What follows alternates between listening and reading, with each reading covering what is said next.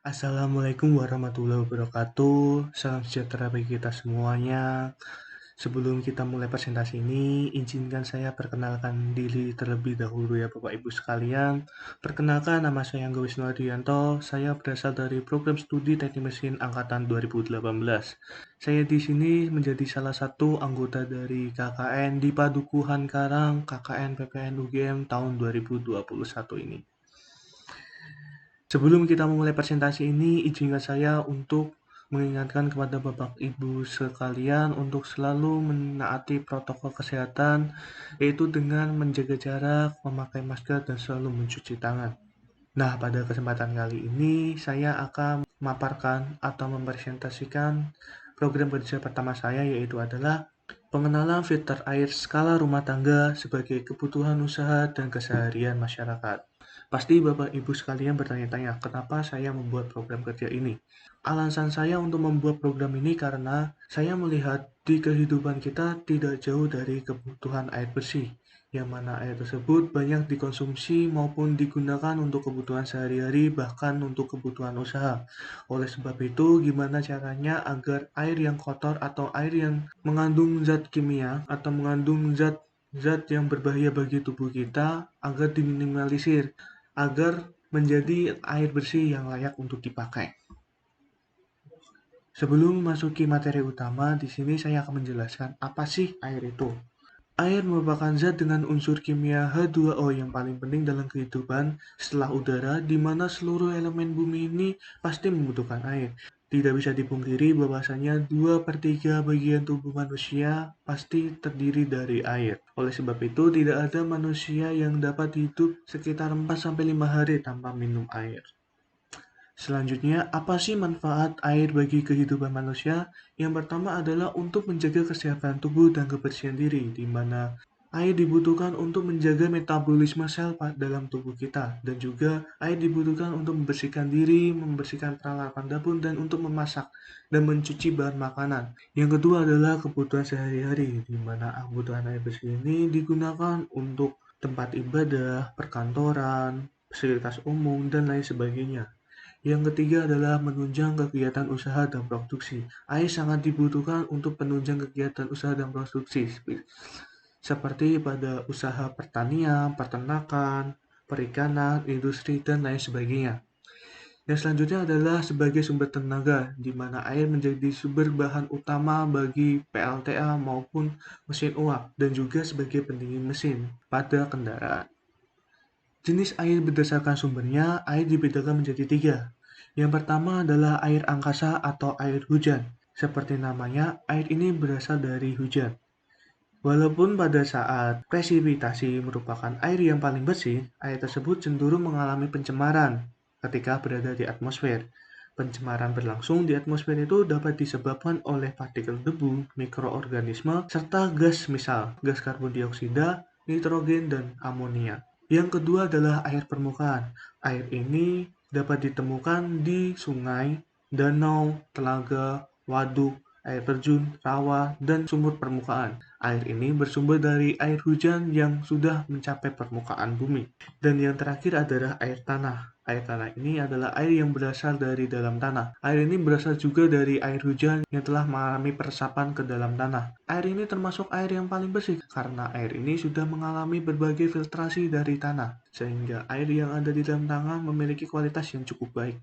Nah, seperti yang kita ketahui, semua yang ada di dalam negeri ini pasti memiliki standar dan peraturan masing-masing. Seperti yang dijelaskan pada slide ini, yaitu adalah standar air bersih, yang mana sudah diatur dalam peraturan Kemenkes nomor 32 tahun 2017 tentang air untuk keperluan higienis sanitasi. Nah, standar ini dibagi menjadi 3, yaitu adalah parameter fisik, parameter biologi, dan parameter kimia. Berdasarkan parameter fisik, standar air yang bagus untuk digunakan yaitu adalah dengan tingkat kekeruhan, warna, zat padat yang terlarut, suhu, rasa, dan bau seperti yang ada di slide ini. Untuk parameter biologinya juga sama, yaitu adalah kandungan bakteri yang harus terkandung dalam suatu air terdapat pada slide berikut ini. Untuk parameter kimianya dijelaskan bahwasannya pH, besi, fluorida, kesadahan harus sesuai dengan tabel yang ada di sini agar air yang kita gunakan aman dan sehat untuk digunakan. Walaupun kita membuat filtrasi skala rumah tangga, di sini kita akan menjelaskan gimana sih proses filtrasi skala industrinya. Yang pertama, air sungai akan dimasukkan ke dalam fase pengendapan. Proses ini merupakan proses pemisahan partikel yang mana menggunakan pengaruh gaya gravitasi.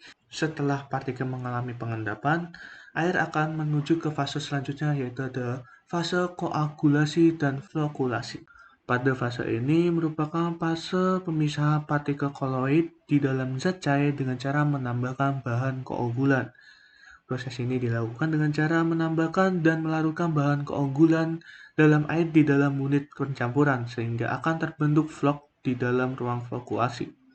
Apa sih partikel vlog ini? Partikel vlog ini adalah merupakan partikel yang mengalami perubahan bentuk dan ukuran, yang mana partikel ini akan bersatu dengan partikel vlog yang lain membentuk suatu partikel yang lebih besar, sehingga lebih mudah mengalami pengendapan. Nah, setelah mengalami pengendapan, di sini akan menuju ke fase terakhir, yaitu ada fase filtrasi. Nah, pada fase ini akan kita ambil dan pelajari untuk membuat proses filter air skala rumah tangga, yang mana nanti juga berbahan dasar yang sama, yaitu adalah pasir dan batuan-batuan yang lain. Nah, setelah proses air yang telah difiltrasi akan diberi disinfektan untuk membunuh kuman dan akan menjadi air bersih yang mana digunakan seperti air pada PDAM. Nah, selanjutnya seperti yang saya jelaskan pada awal tadi ya Bapak Ibu sekalian, di sini kita akan membuat filtrasi sederhana. Yang mana filtrasi ini akan menggunakan bahan-bahan yang sederhana dan mudah untuk didapatkan. Bahan yang pertama adalah menggunakan busa akuarium atau icuk. Yang kedua adalah menggunakan pasir silika, yang mana pasir ini tetap di pantai, akan tetapi karena harganya yang mahal bisa diganti dengan pasir bangunan atau pasir muntilan biasanya kita mengenalnya. Hal ini dikarenakan memiliki fungsi yang sama, akan tetapi hasilnya akan lebih maksimal jika memakai pasir silika atau pasir pantai. Yang selanjutnya adalah kita juga menggunakan karbon aktif untuk membunuh kuman dan menyaring-nyaring kotoran-kotoran yang ada di dalam air. Dan yang terakhir adalah kita menggunakan batu zeolit, yang mana di sini kita targetnya adalah untuk menyaring air PDAM, yang mana air PDAM tersebut memiliki zat kapur yang tinggi dan juga menyaring air tampungan hasil dari air hujan, yang mana air tersebut memiliki kandungan partikel debu maupun kotoran-kotoran dari dedaunan yang cukup tinggi. Filter ini tidak semaksimal dengan filter yang ada di industri, akan tetapi filter ini dapat dimaksimalkan potensinya jika dilakukan dengan secara berulang atau memiliki tabung yang cukup banyak. Proses yang selanjutnya adalah tahap pembuatan. Tahap pembuatan ini akan kita jelaskan melalui video berikut ini.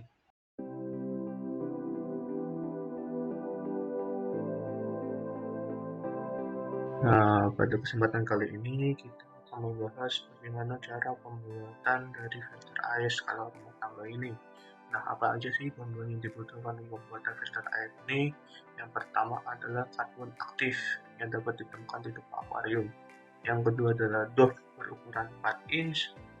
Nah, pada filter air ini kita memiliki komponen utama, yaitu adalah pipa berukuran 4 inch panjang 1 meter. Kemudian kita membutuhkan shock thread dalam sebanyak 2 buah. Kita juga membutuhkan shock thread luar sebanyak 2 buah. Untuk itu kita juga membutuhkan silicone ring, watermore, dan doff thread, yang mana ini bisa dibuka tutupnya sehingga mudah untuk pemasukannya. Kita juga membutuhkan solatif. Nah, bahan-bahan yang dibutuhkan untuk dalam materialnya adalah yang pertama batu zeolit, yang kedua adalah batu kerikil atau kericak, yang ketiga adalah pasir bangunan. Kenapa kita menggunakan pasir bangunan? Karena harganya yang murah. Untuk hasil yang maksimal bisa menggunakan pasir silika atau pasir pantai.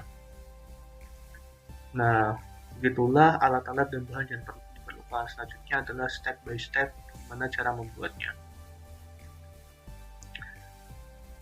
Yang pertama adalah lubangi pipa 4 inch sebanyak 2 lubang, yaitu ada di sisi bawah dan sisi atas di kedua sisinya dengan ukuran sesuai dengan shock thread luar, yang mana nanti akan dimasukkan. Nah, shock thread luar ini akan diberi silicone ring yang berfungsi untuk menahan air supaya air tidak bocor kemana-mana karena tekanan yang tinggi. Nah, setelah itu pasang shock thread luar pada lubang yang telah disediakan. Dan jangan lupa untuk memberikan lem pada shock thread luarnya supaya airnya tidak bisa keluar atau bocor seperti itu. Nah, setelah selesai kita akan memberikan solatif pada shock thread luar supaya apa? Supaya air tidak bisa keluar melalui sela-sela kulitnya. Seperti itu. Nah, di sini kita memberikan cukup tebal.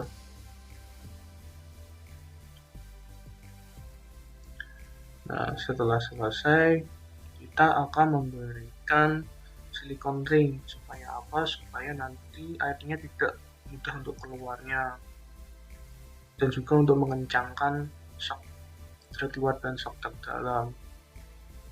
Nah, kita akan memasang shock thread dalamnya ke dalam shock thread luar yang telah terpasang. Dan jangan lupa juga untuk mengencangkan memakai kunci pas atau kunci Inggris supaya lubangnya benar-benar tertutup. Nah, lakukan hal yang sama pada lubang yang satunya. Gitu. Nah, disinilah penampakan setelah pemasangan shock thread luar dan shock thread dalam. Nah, selanjutnya kita akan memasangkan doves berukuran 4 inch pada bagian bawah dan jangan lupa untuk memberikan lem pada setiap sisinya, yaitu sisi dalam dan sisi luar, dan kencangkan. Setelah dirasa kencang dan tidak bocor, selanjutnya kita akan memasang shock pada bagian atas. Nah, jangan lupa juga untuk memberikan lem. Shock ini berfungsi untuk membuat sebagai tempat dove thread agar bisa dapat terpasang.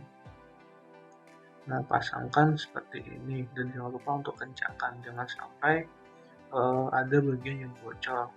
Untuk sebagai pengaman, jangan lupa untuk lem di sekitar sini nanti agar tidak ada air yang dapat keluar. Selanjutnya kita akan memasang dove thread yang mana nanti akan dipasang di bagian atas. Nah, jangan lupa juga untuk memberikan lem pada sekitar dove thread luar, dove thread dan juga pada shocknya supaya air tidak bisa keluar. Dan lupa kencangkan. Nah, siapa dirasa cukup kencang, nanti kita akan masuk ke tahap selanjutnya. Nah, tahap selanjutnya adalah persiapan bahan. Bahan yang dibutuhkan adalah zeolit. Zeolit ini berfungsi untuk mengikat kapur atau zat kapur pada air. Itu dan juga mengikat zat-zat yang tidak diinginkan. Batu ini bisa ditemukan di toko akuarium. Nah, yang kemudian adalah batu kerikil. Kita menggunakan kerikil kecil agar menyaring kotoran-kotoran yang ada. Selanjutnya kita menggunakan pasir bangunan atau pasir muntilan. Hal ini dikarenakan biayanya yang cukup murah. Akan tetapi jika menginginkan hasilnya maksimal bisa menggunakan pasir pantai atau pasir silika. Akan tetapi memiliki harga yang mahal.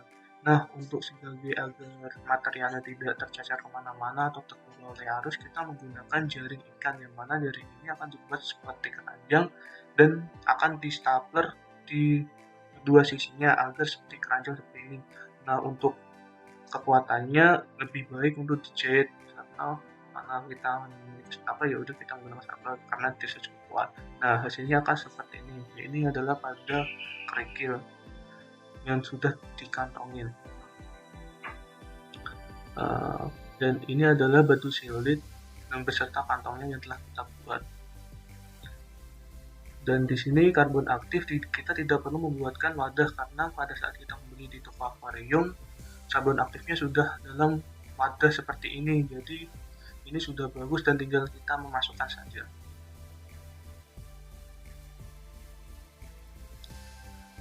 Nah, kita juga membutuhkan busa. Nah, di sini kita menggunakan busa yang ada di akuarium. Harganya cukup murah, yaitu adalah Rp4.000.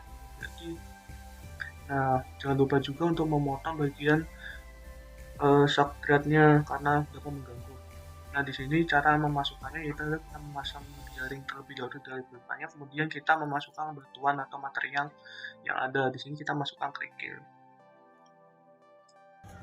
Nah, selanjutnya kita akan memasukkan pasir. Nah, di sini kita sudah memberikan wadah dan 3 masukkan pasir. Jadi wadahnya itu sudah terpasang pada pipa terlebih dahulu untuk mempermudah untuk memasukkannya. Jadi kita tidak perlu menahannya, kita perlu cuma mengikat memutar sedikit langsung dimasukkan. Nah, untuk karbon aktifnya kita tinggal memasukkan saja. Nah, selanjutnya kita akan memasukkan batu zeolit ke dalam wadah. Nah, di sini juga sama pemasukannya, yaitu kita memasang wadah jaringnya terlebih dahulu, kemudian kita masukkan batu zeolitnya. Sehingga kita tinggal masuk. Nah, di sini kita akan memasukkan busanya supaya apa? Supaya material-material yang ikut masuk ke dalam aliran air agar tersaring. Nah, setelah dirasa cukup, jangan lupa kita menutup dratnya. Nah, di sini kita jangan lupa memberikan solatif, dan di sini juga terdapat ring karet atau yang mana biar tidak ada air yang keluar, jadi dirasa aman. Nah, kencangkan drat ini sekencang mungkin, dan di situ juga ada penguncinya yang mana bisa digunakan kayak skop gitu untuk menguncinya. Nah, setelah di sini adalah tempat sudah selesai. Nah, di sini kita akan memasang pipa ukuran setengah inch dan kita lem. Nah, fungsinya buat apa? Fungsinya jika kita ingin menambahkan atau kita menyalurkan ke bak penampungan, di sini kita tinggal memasang salurannya ke bak penampungan atau tabung filtrasi yang berikutnya. Nah, jadi kita juga memasang watermur, yang mana watermur ini akan memudahkan kita dalam pembersihan dan kita mudah untuk mencopotnya seperti itu. Dan jangan lupa untuk memberikan lem agar tidak bocor. Nah, di sini kita juga bisa menambah tabung filtrasi lagi. Nah, selanjutnya kita juga memasang pipa setengah inch pada bagian bawah, yang mana di sini merupakan saluran sumber dari air. Jadi airnya akan berasal dari bawah sini, yang nanti akan dipompa akan menuju ke filter air, dan airnya akan ke atas dan menuju ke filter selanjutnya atau bak penampungan. Dan jangan lupa untuk memberikan lem. Begitulah cara pembuatan dari filter air skala rumah tangga ini. Jadi alat tersebut merupakan sebuah prototipe yang mana dapat dikembangkan lebih lanjut, yaitu dengan cara penambahan tabung pipa yang nantinya juga penambahan bahan filtrasinya, seperti itu. Nah, di sini saya akan menunjukkan desain inventor atau desain benda kerja yang mana memiliki 4 tabung, dan juga gimana sih cara kerja dari alat ini jika memiliki 4 tabung. Nah, selanjutnya kita akan masuk ke dalam desain ini. Nah, desain yang telah saya buat ini memiliki 4 buah tabung, yang mana masing-masing tabung ini memiliki ukuran yang sama, yaitu adalah memiliki ukuran pipa sebesar 4 inch dan panjangnya 1 meter. Jadi di sini tuh sama seperti video pembuatan, akan tetapi jumlah tabungnya sama. Nah, di sini perbedaannya itu apa? Perbedaannya adalah jumlah dari material yang digunakan. Material awal yang digunakan yaitu adalah, nah, di sini merupakan suatu desain di mana kita menggunakan 4 buah pipa. Pada pipa pertama akan terisi di bawahnya adalah batuan kerikil atau batu-batu kecil, yang mana nanti akan menyaring kotoran-kotoran sehingga kotoran tersebut dapat menempel kepada batu. Selanjutnya, setengah bagian dari pipa ini akan diisi oleh pasir, dan juga pada saat sebelum air menuju ke pipa selanjutnya, di sini terdapat busa, yang mana nanti akan menyaring kotoran yang terbawa oleh air. Setelah air masuk ke dalam pipa kedua, di sini juga terdapat busa yang nanti juga akan menyaring partikel-partikel pasir maupun batuan kerikil yang ikut terbawa oleh air. Dan selanjutnya pada pipa kedua ini akan terisi full oleh pasir, dan pada bagian bawah terdapat busa yang menyaring pasir agar tidak terbawa ke pipa ketiga. Sebelum memasuki filtrasi pada pipa ketiga, di sini terdapat busa, yang mana busa ini akan menyaring pasir-pasir yang masih terbawa oleh aliran air. Nah, pada pipa ketiga ini di sini akan terisi full oleh karbon aktif. Nah, pada bagian atas ini akan terdapat busa akuarium, yang mana nanti akan menyaring partikel-partikel karbon aktif yang ikut terbawa oleh air. Setelah air menuju ke pipa keempat, di sini juga terdapat busa akuarium yang nantinya digunakan untuk menyaring karbon aktif yang masih terbawa oleh aliran air maupun partikel-partikel lain yang masih terbawa. Nah, pada pipa keempat ini akan digunakan sebagai tempat untuk batuan zeolite yang nantinya akan mengikat zat kapur. dan pada bawah pipa ini akan terdapat busa untuk menyaring partikel-partikel batuan siloid untuk menghindari partikel tersebut masuk ke dalam bak penampungan atau bak mandi. Kemudian gimana sih cara penggunaan ini? Jadi sumber air akan masuk melalui bawah pipa pertama yang nantinya akan dipompa sehingga air dapat masuk melalui beberapa pipa ini. Air akan masuk ke pipa utama, akan tersaring oleh batuan kerikil. Nah, jika air tersebut memiliki kotoran berupa partikel-partikel besar, nanti di sini partikel-partikel tersebut dan lumpur tersebut akan menyangkut di batuan-batuan kerikil ini, sehingga nanti air yang mengalir tidak terkandung oleh partikel-partikel kecil juga. Selanjutnya di sini juga terdapat pasir, yang mana pasir juga memiliki peranan yang sama, yaitu adalah untuk menghilangkan kandungan lumpur dan partikel-partikel lainnya yang biasa terkandung di dalam zat air. Dan di sini terdapat busa juga, yang mana untuk meminimalisir pasir akan masuk dan mengendap di saluran antara pipa 1 menuju ke pipa 2. Dan nantinya apabila pasir tersebut akan mengendap di sini, nanti tekanan air akan menjadi besar dan pipa tidak bisa menahan tekanan air tersebut, mengakibatkan pipa tersebut akan meledak karena tekanan yang tinggi. Pada pipa kedua di sini terdapat full oleh pasir, yang mana pasir tersebut akan memfilter ulang air-air yang masih terkandung oleh partikel-partikel yang masih tersisa atau partikel seperti daun atau kotoran-kotoran yang lain. Dan di sini juga akan diletakkan oleh busa, yang mana nantinya busa tersebut akan menyaring partikel pasir sehingga tidak masuk ke pipa ketiga.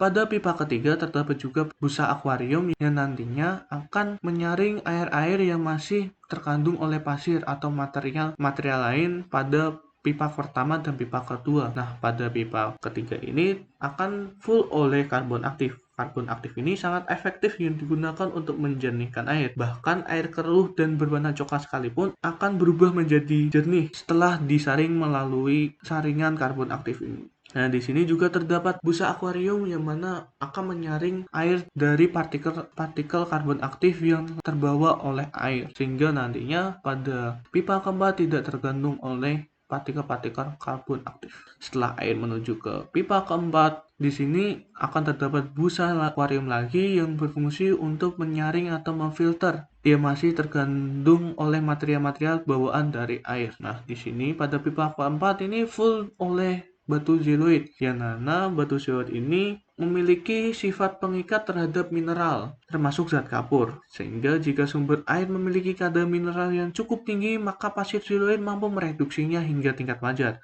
Apabila batuan zeoloid ini sudah mengalami pada kondisi jenuh, kita tidak perlu untuk mengganti batuan zeoloid tersebut. Kita cukup mengaktifkan ulang batuan zeoloid tersebut dengan cara merendamnya di larutan garam dapur, bukan garam beriodium, sebanyak 3 kg yang telah dilarutkan oleh air.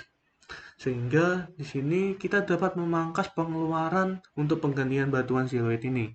Sebelum air menuju ke bak penampungan atau bak mandi, di sini juga terdapat busa akuarium, yang mana nanti menjadi penyaringan terakhir bagi air yang masih terkandung oleh material-material bawaan dari filter air tersebut, sehingga air yang keluar dari sini akan jernih dan tidak mengandung partikel-partikel dari filter air tersebut. Tahap selanjutnya adalah gimana sih cara perawatannya. Cara perawatan dari filter air ini cukup mudah dan cukup simpel, yaitu adalah dengan cara membersihkan ulang material yang ada di dalam pipa. Jadi kita akan mengeluarkan material tersebut dengan cara membuka dove dratnya, sehingga material dapat dikeluarkan dengan cara mudah. Setelah itu material dikeluarkan dari jaring yang telah kita buat tadi. Nantinya material tersebut akan dicuci di dalam ember dengan beberapa kali pencucian hingga air bilasan dari material tersebut menjadi bening, kecuali pada karbon aktif, yang mana karbon aktif tersebut partikelnya mudah untuk larut ke dalam air. Jadi untuk karbon aktif itu jangan mencuci terlalu banyak seperti itu. Jadi di sini perawatannya cukup mudah dan cukup murah. Untuk perawatan sendiri bisa dilakukan sebanyak 2 minggu sekali, atau untuk hasil yang maksimal atau dirasa udah kurang efektif lagi, bisa dilakukan pencucian dari material ini. Nah, sekian presentasi dari saya ini. Mohon maaf jika ilmu yang saya berikan ini terasa kurang dan terasa sudah biasa bagi Bapak Ibu semuanya. Semoga ilmu yang saya berikan ini bermanfaat untuk kehidupan dan untuk perkembangan padukuhan karang. Apabila ada yang ingin ditanyakan, bisa melalui WhatsApp group atau bisa melalui form yang nantinya akan kita sebar. Atau mungkin jika Bapak Ibu semua masih kurang tentang penjelasan materi ini, bisa ditanyakan nanti pada saat kita melakukan webinar. Sekian pemaparan program kerja dari saya. Apabila ada kurang lebihnya, saya mohon maaf. Wassalamualaikum warahmatullahi wabarakatuh.